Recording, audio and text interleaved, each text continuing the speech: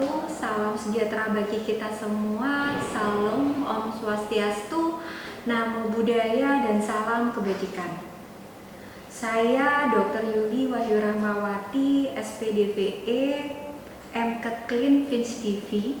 Saya dosen yang diterima di Universitas Muhammadiyah Surabaya pada tahun 2019 dan ditempatkan di Fakultas Kedokteran Universitas Muhammadiyah Surabaya. Saya mengajar di S1 Pendidikan Dokter dan Profesi Dokter dengan fokus keilmuan ilmu kesehatan kulit, kelamin, dan estetika.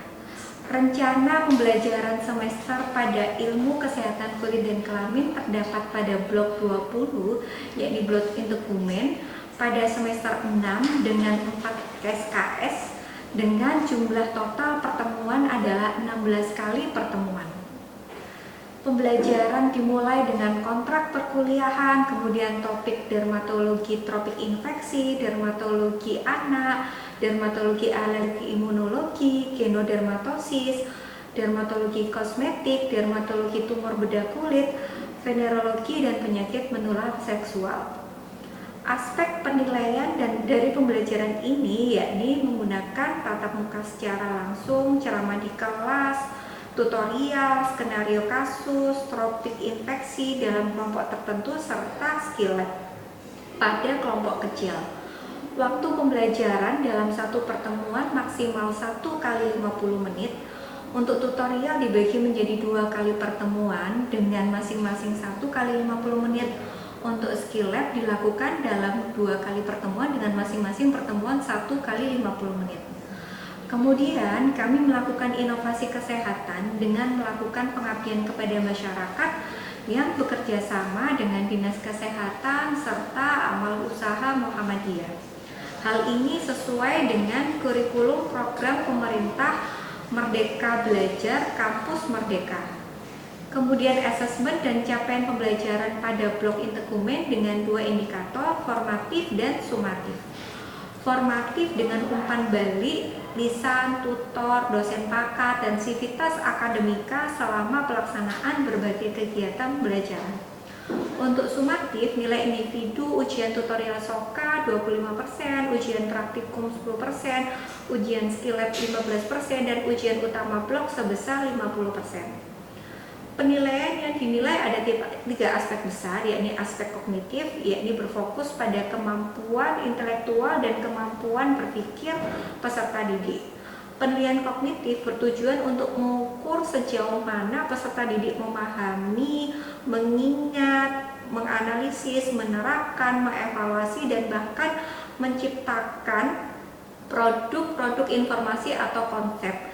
Ini adalah aspek yang paling umum dinilai melalui tes tertulis. Aspek yang kedua yakni aspek afektif, yakni sikap dan nilai. Aspek afektif berkaitan dengan perasaan, emosi, sikap, nilai, minat, dan apresiasi peserta didik terhadap suatu materi pelajaran. Yang ketiga, aspek psikomotorik, yakni keterampilan. Aspek psikomotorik mengacu pada kemampuan fisik atau keterampilan motorik. Ini berkaitan dengan bagaimana peserta didik dapat melakukan sesuatu setelah menerima materi pelajaran. Pada pembelajaran kali ini, peserta didik diharapkan memahami akar masalah dari skabies. Peserta didik diharapkan tidak hanya mampu mengetahui definisi dari skabies, tetapi juga memahami secara mendalam berbagai faktor penyebabnya, memahami hal ini untuk memahami dasar untuk pengobatan lebih lanjut. Yang kedua, mengembangkan keterampilan praktis. Pembelajaran ini diharapkan tidak hanya bersifat teoritis, tetapi juga membekali peserta didik dengan keterampilan praktis. Menjadi agen perubahan, diharapkan peserta didik menjadi agen perubahan di lingkungan mereka dengan pengetahuan yang dimiliki. Mereka bisa mengedukasi keluarga, teman, dan masyarakat tentang bagaimana penularan skabies. Serta sebagai solusi kreatif diharapkan peserta didik terinspirasi untuk berpikir inovatif seperti membuat leaflet, presentasi interaktif yang efektif untuk meningkatkan pengetahuan dan praktik hygiene personal di berbagai setting seperti sekolah, pondok pesantren, dan asrama. Terima kasih, sekian. Wassalamualaikum warahmatullahi wabarakatuh. Assalamualaikum adik-adik. Gimana kabarnya hari ini? Sehat semua?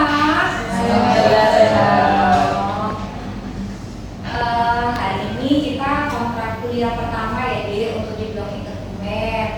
Sebelum kita memulai perkuliahan kali ini, ada baiknya kita berdoa terlebih dahulu. Ayo ada, silakan pimpin berdoa. Baik, sebelum kita memulai perkuliahan, anak berdoa seperti berikut. Bismillahirrahmanirrahim. Raditu billahi rabba wa bil islami dina Muhammadin sallallahu alaihi wasallam nabiyya rabbi zidna ilma warzuqna fahma amin.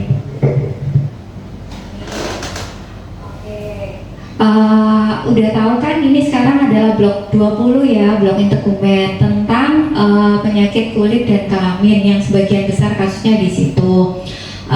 Kali ini kita sebelum memulai perkuliahan, saya kasih tahu kontrak perkuliahan dulu ya. Jadi kita akan kuliahnya selama 4 minggu, di mana 3 minggu pertama adalah perkuliahan, baik itu tatap muka, tutorial, dan skill lab, serta nanti mungkin ada praktikum gitu ya. Terus kemudian yang minggu terakhir, minggu keempat, kita biasanya ada ujian tutorial, ujian blog, ujian skill lab, sama ujian praktikum. Di sela-selanya juga nanti jangan lupa, nanti kita akan melakukan pengabdiannya terkait dengan topik yang ada di blok kulit kelamin ini. Bisa jadi tropik infeksi, mungkin skabies, ataupun tentang yang perkosmetikan seperti akne atau melasma. Dan juga jangan lupa ya, ada kuis di tiap pertemuan, serta kita esai mengenai jurnal reading tentang topik-topik kulit dan kelamin gitu ya. Kuliahnya nanti kita ada 5 SKS ya Dek ya pertemuannya. Tiap pertemuan maksimal 2 jam, 2 kali 50 menit. Oke, kita masuk yang topik pertama itu mengenai skabies di Indonesia, epidemiologi, diagnosis, pencegahan, dan terpadu. Sebelum lebih dalam, kita iniin ya bahwa capaian pembelajaran kita kali ini adalah memahami secara komprehensif konsep dan definisi dari skabies, mengetahui faktor-faktor penyebab skabies serta dampaknya terhadap kualitas hidup. Kita tahu ya, orang yang kena skabies itu kan gatal banget ya, mengganggu sekali. Habis itu menyadari pentingnya pencegahan skabies dan menguasai garis besar strategi dan intervensi yang efektif untuk pencegahan dan penanggulangan skabies gitu ya. Jadi kalian kalau besok jadi dokter, harapannya kalian bisa mengeradikasi penyakit skabies, baik itu di pondok pesantren atau komunitas-komunitas yang rumahnya padat penduduk.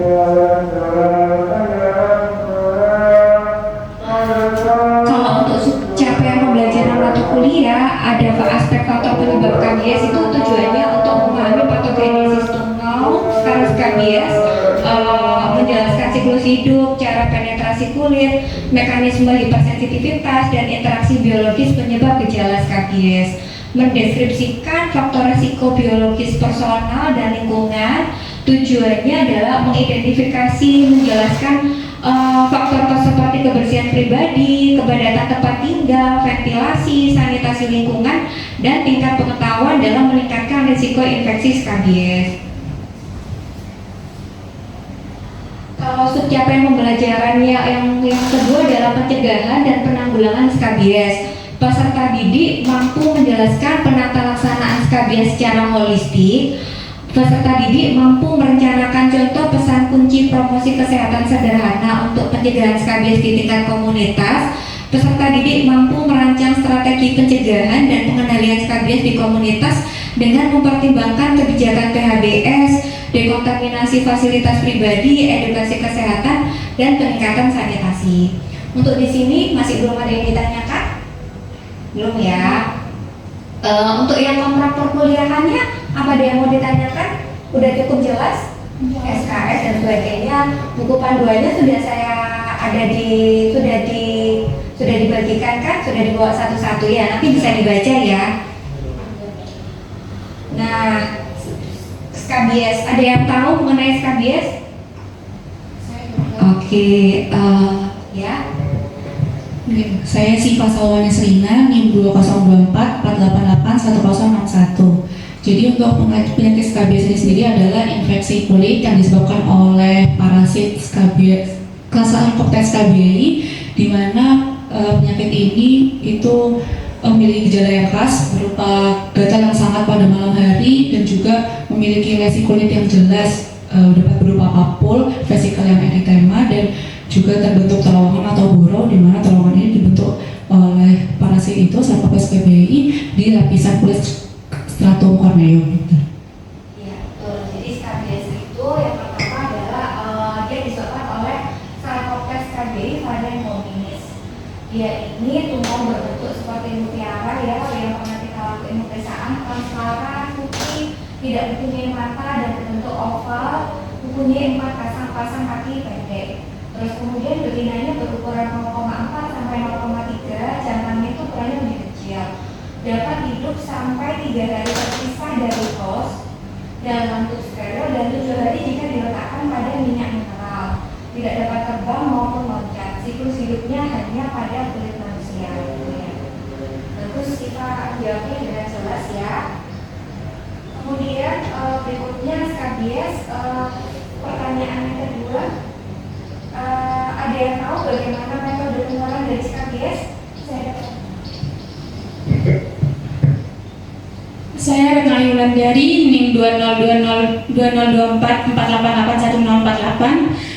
Untuk penularan SKBS ini bisa terjadi dalam 2 hal, yaitu secara langsung dan secara tidak langsung. Secara langsungnya bisa dari kulit ke kulit yang erat dan juga berkepanjangan, dokter, seperti tidur bersama dalam satu tempat tidur, tinggal bersama dalam satu rumah, dan juga sering kontak kulit ke kulit dalam acara sosial. Lalu untuk kontak secara tidak langsungnya bisa terjadi pada benda yang sudah terkontaminasi seperti baju, selimut, spray, dan juga benda-benda yang sudah terkontaminasi, dokter. Ya, bagus ya jawabannya dari kita dunia ya. Jadi sudah belajar ya sebelumnya. Sampun, dokter. Jadi rute utama penularan kontak itu personal dekat, transmisi bisa melalui benda mati. Jadi SKBS yang berkusta sangat menular dan orang yang berada di sekitar pasien itu berisiko tertular. Jadi ada yang tahu kan yang SKBS yang berkusta? Ya ini Norwegian SKBS, biasanya pada orang yang dengan imunitas yang rendah. 6.000 tumor per gram terdeteksi pada debris dari spray, lantai, korden, dan kursi-kursi. Ini terkait juga terhadap faktor risiko dan pengobatan serta pencegahan dari SKBS. Tumor hidup ditemukan pada sampel debu yang diambil dari lantai kamar, bantalan kursi, dan tempat tidur pada setiap rumah pasien. Ini tadi ya yang saya jelaskan mengenai Norwegian SKBS, jadi SKBS berkusta. Norwegian SKBS ini banyak terdapat pada pasien dengan respon imun atau respon sensorik yang tidak sempurna. Contohnya lepra, paraplegi, atau pasien HIV. Jutaan tumor pada permukaan kulitnya serta pruritusnya malah minimal. Nah, kalau yang ini adalah tanda patognomonis ya, Dek ya. Bisa ini tanda patognomonis dari SKBS. Jadi ada tanda-tanda patognomonis itu kuncinya kan sudah pernah diajarkan ya, sudah diiniin ya, maksudnya adanya kayak ekskoriasi dan dermatitis eksematus. Jadi adanya kayak di lesi-lesi di kulit-kulit yang tipis, bisa di intertriginose di jari-jari, di pergelangan tangan, di ketiak, di skrotum. Jadi kalau pada orang laki-laki itu khas kalau ada papul atau papula, nodul kadang di skrotum itu adalah biasanya dominasi SKBS. Di ketiak juga sama biasanya pada anak-anak. Kalau yang ini adalah Norwegian SKBS atau SKBS berkusta. Saya pernah menemukan lumayan sering sih SKBS berkusta pada anak-anak juga sama. Ini penanganannya agak khusus ya, Dek. Nah, kalau ini ada lokasi-lokasinya yang tadi saya sebutkan gitu. Ekskoriasi dan dermatitis di selaput daerah interdigitalis, sisi jari-jari, bagian volar dari pergelangan tangan, telapak tangan bagian lateral, siku, aksila, skrotum, penis, labia, dan areola pada wanita. Kepala dan leher biasanya tidak terkena pada orang dewasa yang sehat. Bayi dan orang tua imunokompromis dapat terkena pada seluruh permukaan kulit. Anak-anak di daerah intertrichinosa, nodul yang berindurasi berkrusta, sama pada skabies berkrusta terdapat plakiperkeratotik yang difus pada daerah palmar dan plantar dengan penebalan dan distrofi seperti ini ya. Terus ini yang tadi lesi patognomonis, jadi dia liangnya itu kecil di sini kalau diambil ada Sarcoptes scabiesinya, ada terowongan terbentuk oleh pergerakan tungau. Ini yang terowongannya dia panjang linier seperti itu. Terus kalau mau identifikasi liang kita bisa pakai menggunakan marker berwarna hitam tepat pada area yang terkena. Setelah tinta yang tersisa dihapus dengan kertas alkohol, liang akan terlihat lebih gelap daripada kulit sekitarnya karena tinta terkumpul pada liang. Nah, ini komplikasinya, ini diagnosis pasti ya. Diagnosis pastinya pakai apa deh? Pakai mikroskop ya deh ya. Kita scraping, habis itu taruh di objek gelas dengan power rendah, terus kemudian ditetesi dengan minyak mineral, terus dilihat akan ditemukan Sarcoptes scabiei. Komplikasi dari skabies itu, skabies menginduksi pioderma. Pioderma itu kita tahu bahwa itu adalah infeksi sekunder. Jadi kalau ada skabies dengan pioderma, maka diperhatikan juga pengobatannya dengan piodermanya itu. Terus yang kedua, impetigo sekunder dan glomerulus post streptokokal. Jadi ketumpuannya pioderma tadi. Bisa juga Streptococcus pyogenes, skabies yang berkrusta, limfangitis dan septikemia, dan ini yang mungkin jarang tapi bisa terjadinya pemicu bullous pemphigoid. Nah, kalau untuk penata laksanaan farmakologis, ada yang sudah pernah membaca dari jurnal ataupun literatur? Ada yang tahu dek? Oke, silakan. Saya Nilam dengan NIM 2024488144. Jadi dari yang sudah saya baca, untuk penata laksanaan dari kasus skabies sendiri ada lini pertamanya yaitu menggunakan permetrin 5%, yang mana itu nantinya dioleskan dari seluruh tubuh dari leher sampai ke bawah, kemudian didiamkan kurang lebih selama 8 jam dan kemudian dibilas. Setelah itu diulangi lagi dalam 7 hari. Terima kasih Nilam, jawabannya bagus. Jadi ini skabies bisa pakai permetrin ya dek, 5%, jadi 8-4 jam, ulangi setelah 7-14 hari. Dia aman untuk ibu hamil, menyusui, dan anak lebih dari 2 bulan. Kalau lini kedua bisa menggunakan sulfur yang 5-10%, dibelikan 3 malam berturut-turut. Dia aman pada bayi dan ibu hamil. Jadi kalau nanti ada punya kasus pasien ataupun kalian nanti ketemu pada bayi dan ibu hamil, jadi bisa menggunakan sulfur atau protamidon, bensil benzoat, lindan kayak gitu. Tapi lindan jarang dipakai ya dek karena resiko neurotoksik.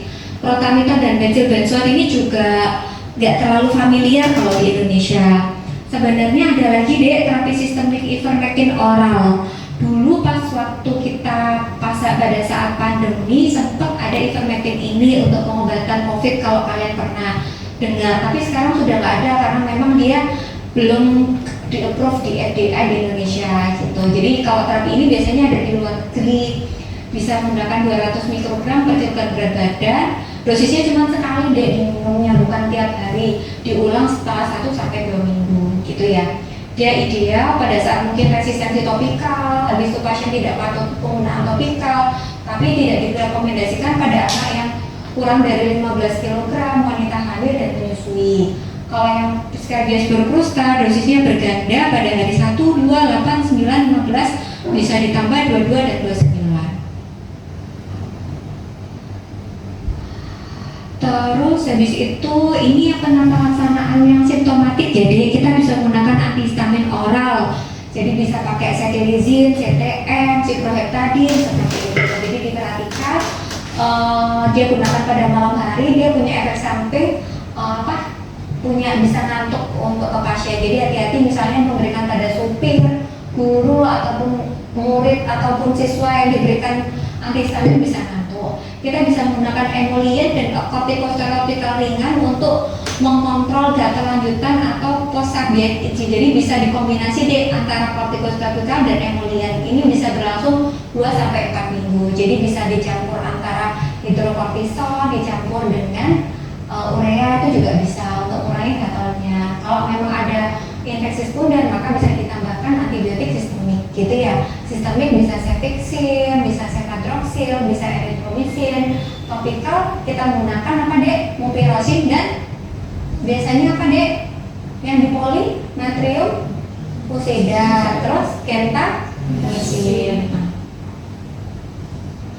Pencegahannya ada karier tumor yang asimptomatik, jadi semua anggota keluarga dan kontak terdekat harus diterapi secara serentak.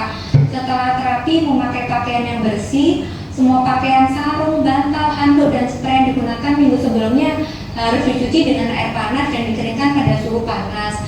Pakaian tidak dapat dicuci harus di dry clean, disetrika, dan diletakkan di lemari pakaian tanpa dicuci, atau diletakkan pada tas plastik yang tertutup pada area hangat selama 2 minggu. Lantai, karpet, kain pelapis, rumah, dan mobil pada area bermain dan furnitur harus divakum, serta hewan peliharaan tidak perlu diobati. Jadi dia memang nggak ke hewan peliharaan. Terima kasih. Dari sini ada yang mau ditanyakan, Dek? Oke. Baik, izin bertanya dokter, saya Lira Adentana Farmansyah dengan NIM 2024 488 1034. Mohon izin bertanya bagaimana pengobatan skabies pada bayi apabila tidak memiliki sulfur prekipitatum. Terima kasih pertanyaannya ya Dek. Ini memang pertanyaan kasus yang banyak dijumpai apabila kita dipraktekkan, karena sulfur biasanya ada di puskesmas. Jadi kalau misalnya kita bisa menggunakan permetrin tetapi lokalize ya di tempatnya, misalnya cuma di tangan aja atau di kaki aja gitu, nggak seluruh dari leher ke bawah. Itu terjadi itu untuk bayi yang kurang dari 2 tahun. Jadi bayi yang kurang dari 2 tahun di daftar perpustakaan kita yang di Dispetrik gitu kan, buku panduannya untuk the integumen ini adalah Dispetrik, itu bisa menggunakan permetrin 5% tapi kurang dari 2 jam. Jadi dioleskan di tangan, di kaki, itu bisa lokalize aja kan, seringnya di sela-sela jari tangan, ketiak kayak gitu, mungkin kurang dari 2 jam kemudian dibilas. Hati-hati juga kalau misalnya pada anak-anak yang masih kecil kan dia suka ini ya, jadi setelah pakaiin salep bisa dipakein sarung tangan. Tahu kan sarung tangan yang anak-anak itu bisa dipakein gitu ya. Udah. Oke. Ada lain yang mau ditanyakan, Dek? Bismillahirrahmanirrahim. Saya Imam Jiran Soridhar dengan NIM 2024 488 mungkin saya mau bertanya dokter. Jadi mengapa untuk pengolesan dari permetrin itu tidak sampai di muka dok? Terus apakah ada efek samping setelah dari penggunaan permetrin itu dokter? Terima kasih pertanyaannya ya Dek. Jadi kalau permetrin itu kenapa kok tidak digunakan di muka? Karena memang dia cenderung bersifat iritatif. Jadi dia dermatitis, bisa menyebabkan dermatitis kontak iritan ataupun kontak alergika. Sehingga kalau diberikan di muka maka resiko terjadinya dermatitis. Kita tahu ya, kulit di wajah itu kulitnya lebih tipis dibandingkan area tubuh yang lain. Jadi kalau udah diolesi nanti dia resiko DKI, dermatitis kontak iritan atau dermatitis kontak alergikanya lebih besar, sehingga menghindari area wajah. Terus yang kedua, beberapa pasien setelah penggunaan permetrin ini biasanya akan tambah gatal. Jadi kamu kalau edukasi ke pasien, kok saya setelah pakai ini kok tambah gatal ya gitu. Memang salah satunya itu seperti itu. Jadi efek sampingnya salah satunya agak tambah gatal. Pasien akhirnya nggak mau diobatin atau apa, jangan, nggak apa-apa Pak. Nanti setelah penggunaan mungkin 3-4 hari sudah akan mulai reda-reda sendiri. Jadi makanya memang penggunaannya tidak di tiap hari, digunakan setiap 1 minggu sekali gitu. Gitu ya Dek ya? Jelas ya? Oke, jadi udah selesai ya perkuliahan kita kali ini. Habis ini kita akan kuis dan jangan lupa nanti kita akan kita ada jurnal essay. Nanti kalian bisa paparkan mengenai apa aja pencegahannya, bagaimana pengobatannya, ataukah faktor-faktor risiko yang lain, nanti kita bagi ya per dua orang. Terus kemudian nanti jangan lupa kita juga harus melakukan seperti sosialisasi atau penyuluhan bisa ke pondok pesantren ataupun ke tempat-tempat yang komunitas di situ angka skabiesnya tinggi. Nanti kita jadwalkan nih sela-sela kita jadwalkan untuk melakukan penyuluhan. Itu ya Dek ya. Oke, sekian dari saya. Jangan lupa nanti kuisnya kita lakuin pengisian di e-learning ya Dek ya. Assalamualaikum warahmatullahi wabarakatuh. Tadi yang buka Ardan, sekarang Ardan juga ikut berdoanya ya. Baik, alhamdulillah. Untuk kuliah pada hari ini kita tutup perkuliahan dengan doa kafaratul majelis. Subhanakallahumma bihamdika asyhadu an la ilaha illa anta astaghfiruka wa atubu ilaik.